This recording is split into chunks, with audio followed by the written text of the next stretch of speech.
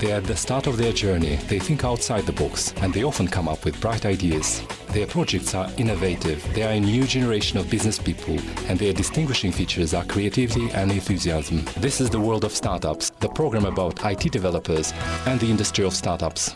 Hello, we're back on Kazakh TV with the most interesting news from the world of business and new technologies. I'm Serik Akishev, and this is the world of startups. Watch on this edition. Today we have a close look at the Pocket Directory for programmers Sintel. How does it work? Instant messaging skills for those who are over 50. Watch our report from a computer class for the older generation. And finally, the most interesting IT news in our news block.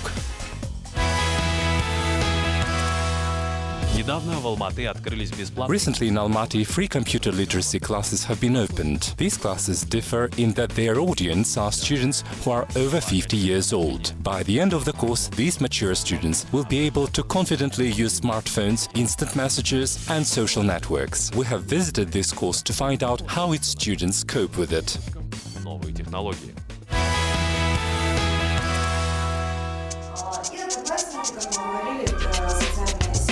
These curious grandmothers and grandfathers are as interested in new technologies as their advanced grandchildren. I was given an iPhone for my birthday and I'd like to learn how to use it. I want to learn to work with this gadget. I leave the kitchen, the home and go online where I see and hear a lot of interesting things, and this is important for me. These people of different walks of life have gathered here because they want to become computer literate in these free computer classes called Digital Life. This project works in 16 cities of Kazakhstan. Since it was set up for different purposes, more than 150 courses have been held. The aim of this 7-day training is to help elderly users acquire smartphones, social networks and popular instant messages.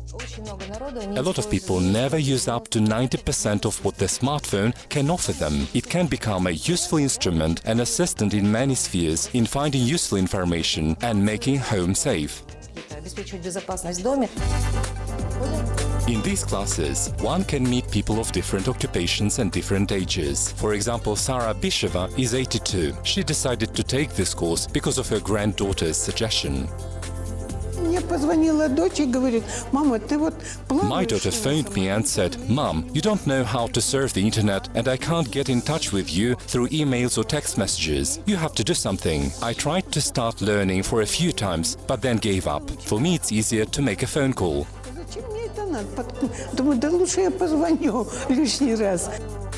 And while Sara is learning how to use her iPad, 76-year-old retired engineer Georgi Georgievich is harnessing skills of virtual communication and at the same time discovering the advantages of the latest technology. I'm an engineer, but I can hardly ever imagine how this sophisticated technology works. For me, it's amazing. Right now, in this class of computer design, we're using Skype for communication every day through a computer or a smartphone.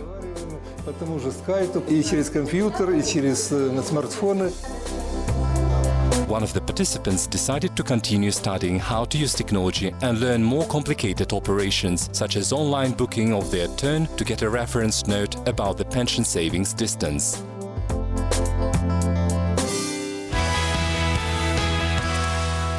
Kazakhstani startups have created mobile app Sintel for programmers. The service helps users to remember the syntax for new programming languages. The users will need special flashcards. Currently, 2 types of card are available: Objective-C and Swift. Find out about how this app works firsthand.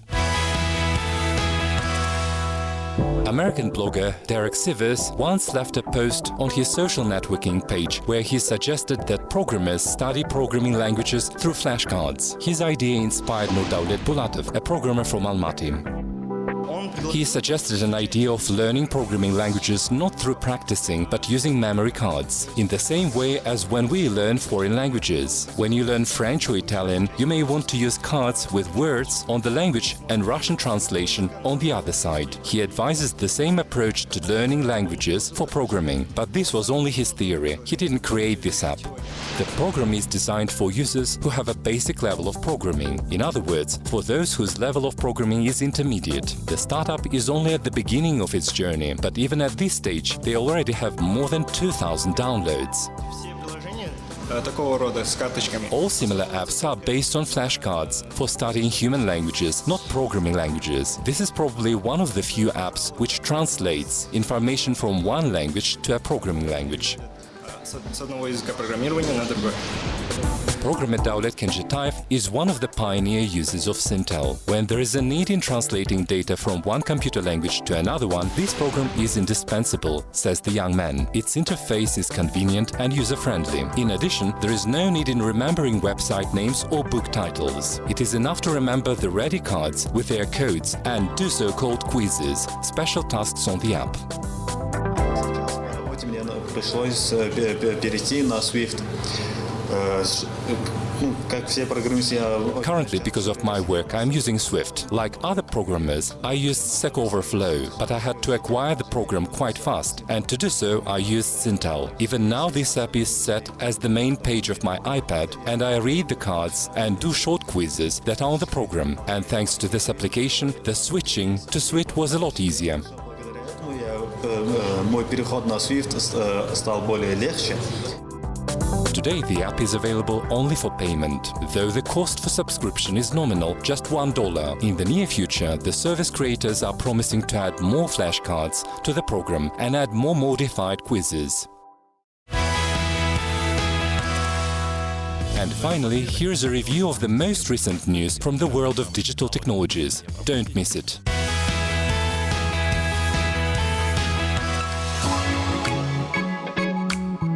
A startup from New York has invented an eternal torch that one won't have to recharge. All it needs for charging is the warmth of your hands. This innovation is called Lumen. The main parts of the device are a thermoelectric generator and a small ceramic plate. These components generate electricity when there is a contrast in temperatures in the upper and lower parts of the torch body. When the temperature of your fingers is 36.6 degrees centigrade and the air temperature is 28 degrees, the torch bulb produces light. At the same time, the metal frame of the torch acts as a radiator and perceives the temperature in the environment outside. The bigger the temperature difference, the more light is produced.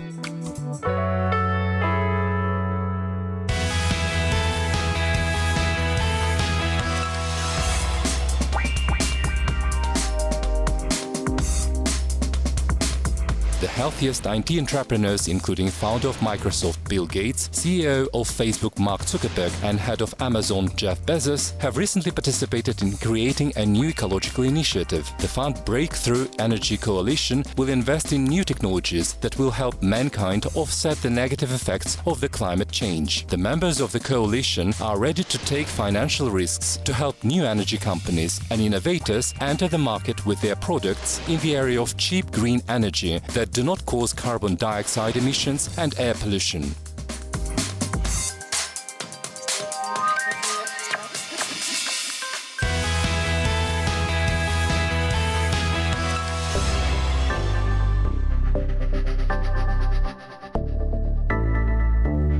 Belgian programmers have developed a drone that they called Fly, designed as an assistant in the user's daily routines. The main advantage of the robot is its absolute safety for its owner. First of all, thanks to its spherical shape of its blades, touching them is harmless. When the robot collides on a hard object, its construction protects the device. The gadget weighs 450 grams. It has an accumulator of the volume of 1500 microampere, which is enough for a 10-minute flight at the maximum speed of 15 kilometers an hour. The controlling of the drone is possible directly through a mobile app. Currently, the developers of Fly are trying to raise 175,000 euros on a popular crowdfunding platform in order to finish their work. If they succeed in it, the drone will be available on store shelves in September 2016. The approximate price of the flying robot is 1,250 euros.